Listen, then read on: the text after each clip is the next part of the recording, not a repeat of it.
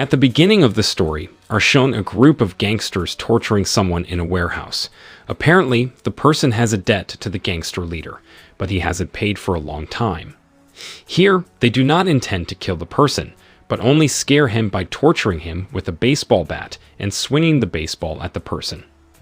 At the same time, the gangster chief ordered his right-hand man named Frank to get the baseball that bounced out. But when Frank entered the warehouse, he saw the gangster leader who had finished off his hostage and left. Meanwhile, Frank was ordered to clean up the man's body. Soon the police came and arrested Frank on charges of killing the man. Apparently, Frank was framed by the gangster leader, and now he must be imprisoned. After 19 years have passed, Frank now looks old. Frank was sentenced to 19 years in prison after being slandered by the gangster leader. On this day, Frank will be released and looks very happy to be reunited with his family. After walking quite far from the prison, Frank met a young man who was to be Frank's own biological son, named Joey. Here, Joey apologizes because he can't pick Frank up by car and can only pick him up by walk.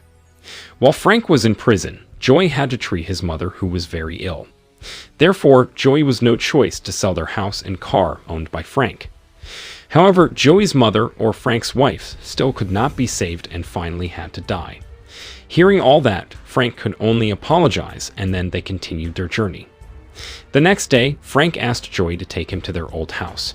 Joey had refused because the house had been sold, but Frank just wanted to take something and some money that he had buried in the backyard. In the end, Joey took Frank to his old house by taxi. Arriving there, Frank immediately went to the backyard and dug up the ground. Then Frank took some money that he had buried, along with the baseball bat that the gangster leader used to finish off his hostage. It looks like Frank's money is very much, and the amount is almost $2 million. Apparently, all of this Frank got from robbing banks when he must still be the right hand of the gangster leader. Then Frank returned to the taxi and invited his son, Joey, to rent a luxury apartment. Arriving there, Frank and Joey were very happy, because now they could enjoy life again. Here, Joey asks Frank not to take revenge on the gangster leader who framed him.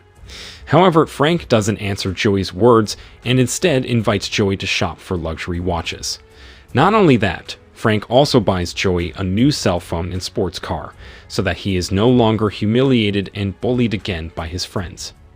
Later that evening, Frank takes Joey to dinner at a fancy restaurant. Here, Frank accidentally sees a sexy lady sitting not far from his table. Joey realizes that his father has been out of touch for a long time. He also invited his father if he wanted to approach the woman. In the end, Frank ventured to invite the woman to get acquainted, who named Mona. Mona was also a widow, and she seemed interested in Frank. That night, they went straight to the hotel to have sex together. After being satisfied, Frank immediately took Mona home, and he promised to see her again the next day. After that, without telling Joey, Frank secretly went to the house of his former gangster partner to ask for the address of the current gangster leader. Apparently, even though Joey forbids it, Frank will still get his revenge on the gangster leader who once framed him. But when he got there, Frank's partner's house was already inhabited by gangsters, and it turned out that Frank's partner had died 5 years ago. Not giving up just like that, Frank immediately went to his another former gangster colleague named Coke. Seeing Frank, who was free from prison, Coke apologized and said that in the past he did not interfere with the gangster leader who slandered Frank. In fact, Coke immediately left the gangster when he found out that Frank had been framed. Frank didn't mind because he believed that Coke was a good person. Frank had only come here to ask where the gangster leader was. Coke swears that he doesn't know, and Coke only knows that until now the chief is still recruiting 2 of their former colleagues who helped frame Frank. Hearing this, Frank thanked him, and then he intended to return to his apartment. But before that, Coke invited Frank to his daughter's wedding, which will be held in 1 week. The next day, Frank was seen panicking, because his son Joey was not in the apartment, but after shouting loudly enough, Joey finally came and he was just looking downstairs. Joey asks his father not to overdo it, because Joey is an adult. Frank replied that he loved Joey so much that he didn't want to lose Joey. In the evening, Frank went to a prostitution place to look for 2 of his colleagues who were still with the gangster leader. After a long search, Frank finally found one of them. That is Jimmy. Here, Frank immediately held Jimmy at gunpoint and asked where the gangster leader now. Jimmy, who did not want to open his mouth, immediately fought Frank, resulting in a fist fight. After a long fight, unfortunately, Jimmy could escape. The next day shows Frank, who is preparing weapons to hunt down Jimmy and one more partner. However, this time he'd be caught by his son, so Joey immediately scolded Frank. Joey doesn't want Frank to take revenge because it won't solve the problem. However, Frank insisted while saying that they were the ones who had made Joey suffer for 19 years and make his mother died. Then Frank still left, and this time he went to Jimmy's colleague, named Trip, the meat seller.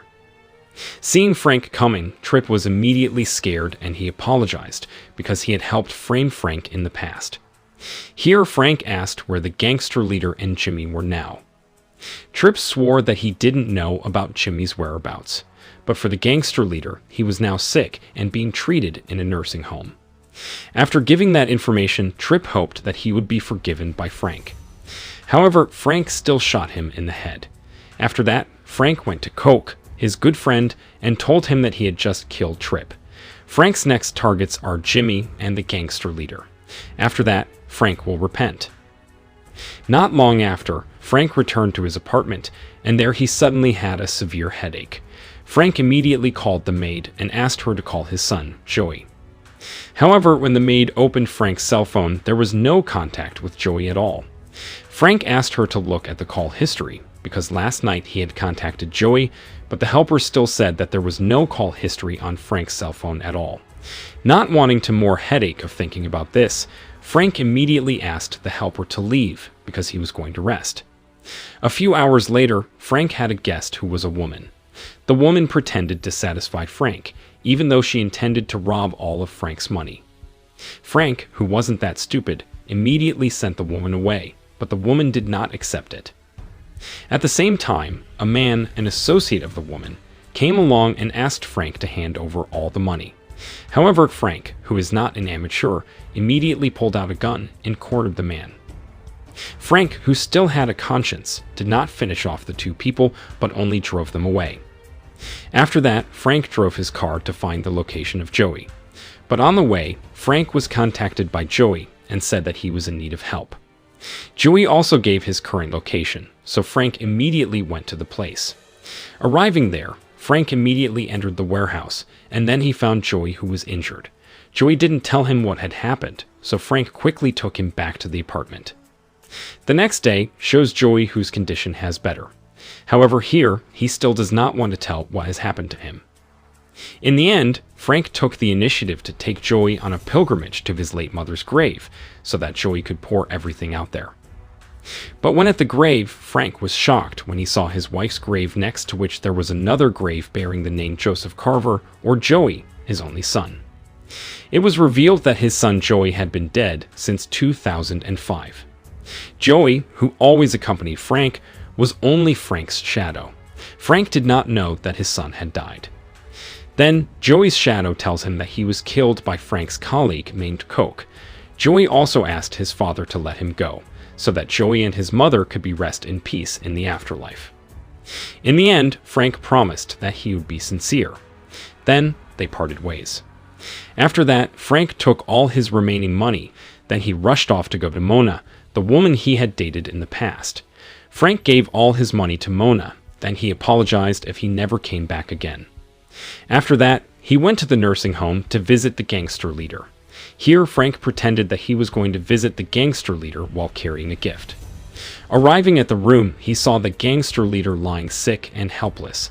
Then, Frank opened the gift, which was to be a baseball bat, which the gangster leader had used to finish off his hostage. Frank also intended to finish off the gangster leader with the baseball bat, but immediately he did Can't Bear, because Frank had a principle not to attack people who were helpless. In the end, Frank kept the baseball bat in the gangster leader's chest. Then he went to hunt down Jimmy, who replaced the gangster leader's current position. He had just left the nursing home. Suddenly, Jimmy attacked Frank first, resulting in a shootout. Frank is far more experienced than Jimmy. Finally, he could finish off Jimmy by shooting him in the leg, who was hiding behind the car. After that, Frank rushed to the wedding party of Coke's daughter, Frank's partner. Apparently, Frank's arrival at the place was not to attend the party, but to ask why Coke must kill Joey, Frank's son. Once there, Frank immediately confronted Coke and his daughter. Frank asked Coke to explain everything about reason why he killing Joey. With no other choice, Coke finally confessed and told everything. At that time, Joey lived miserably since Frank was locked up in prison. After his mother's death, Joey became frustrated and chose to become an addict. Every day, Joey asked Coke for money to buy his drugs, so over time Coke became fed up and there was no other way for Coke to finish Joey off. Once again, Coke apologized because everything was done out of necessity. After hearing all the explanations, it seems that Frank still intends to kill Coke as a revenge, but immediately Frank remembered his sin, so he immediately locked up his intentions. But when they got outside, Frank was surrounded by several policemen. Apparently, when Frank shot Coke earlier, Coke's men immediately contacted the police and reported that Frank had been acting up again. The police, who knew that Frank was an ex-convict, were quick to surround Frank. Here, the police warned Frank not to move if he didn't want to be shot. However, Frank, who was fed up with life, kept walking, so Frank was showered with bullets by the police. When he was dying, Frank was seen smiling happily, because he saw that his son Joey was next to him. After that, Frank breathed his last with a very happy feeling. Then the movies ended.